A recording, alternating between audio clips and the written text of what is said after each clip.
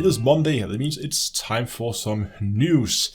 And we're gonna start this week out with the rumors that Frontier may be about to be bought out by another company. Now, these are purely speculations and rumors as far as I've seen. The whole thing started after it was mentioned in an article that the way things have been developing with Frontier over the last year, they would be a prime target to be bought out by another company because they still have their IPs. They are still in place. They have, of course, Elite Dangerous, and they have Planet Coaster. I think most of all the other things they have is something they licensed and it's not their own IP. Because of both a failed launch of Odyssey, underperforming of their Jurassic World games, underperforming on their Lemnis Gate, it means that the Frontier stock price has fallen about 50% over the last year. And that makes them a prime target for other gaming companies to go and swoop them up right now. Just because that they are a prime target for it doesn't, of course, mean that they want to be bought out by other companies. I mean, Braben still holds 30+% of the shares, and there are some holding by other board members. There's some other companies that are invested in Frontier. So it's not as simple as just going out, beginning to buy up stock and then swoop up Frontier like that. I'm pretty sure you would have to. I mean, if Braben doesn't say okay, then I don't think it's going to happen. And because of that, I don't really think it's going to happen. I can see why the rumors are there, but I don't think it's going to happen. Mainly because, well, unless Braben has changed a lot lately, Elite is really his baby. That's like seems to be at least his life project. He cares a lot about the game, even though I know a lot of you guys who, and myself included, have been giving Frontier a lot of critique regarding the way they've been going with Elite. At the end of the day, I'm pretty sure that Elite will always have a special place in Braben's heart, and I don't see him selling that off anytime soon. I might be wrong, but I don't know. I don't think he will. And to be honest, from a player's perspective, I don't even think it necessarily would be beneficial if Elite Frontier got bought out, and therefore also Elite moved over to another company. I mean, as I said, yeah, lots of critique can be given to Frontier, especially around their communication lately and their handling of the whole Odyssey launch. But if you look at it in the larger picture, I mean, all microtransactions we have in Elite is purely cosmetic.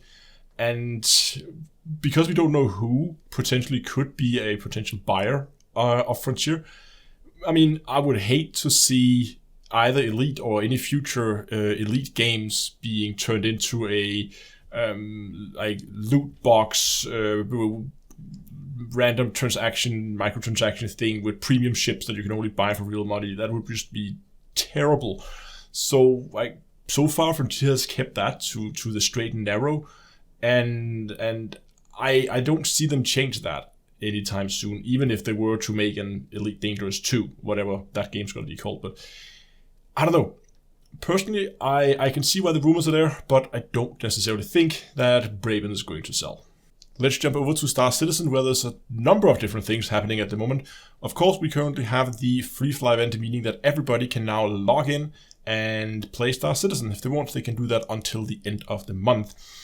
And with it, there is also, if you go to the main page, go to the free fly event page, and there is a code you can put in that are going to give you access to a really good selection of ship, actually, like the 100i, the Cutlass Black, the Prospector.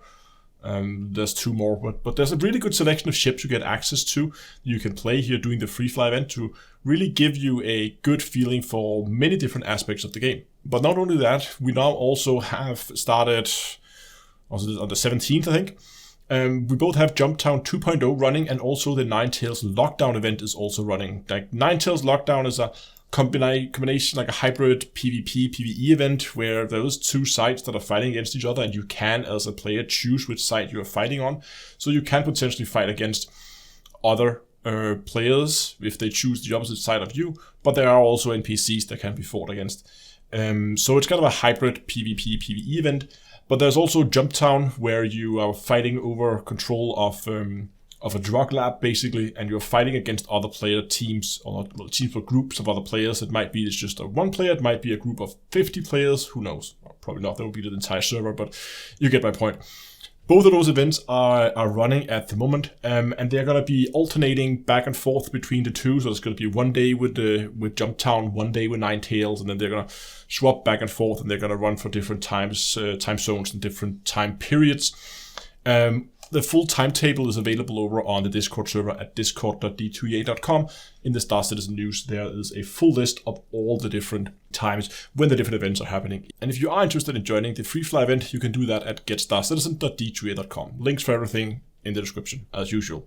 Also in Star Citizen, in the latest Inside Star Citizen developer update video, they were talking about how they're going to be making some changes to the AI, which is really an area that does need some attention. The NPC AI in the game is very subpar. You will often see NPCs not doing anything at all, just standing around. Or if you want to talk to a bartender, sometimes it can take forever for them to just go over to you, even though there's no one else waiting in queue at the bar.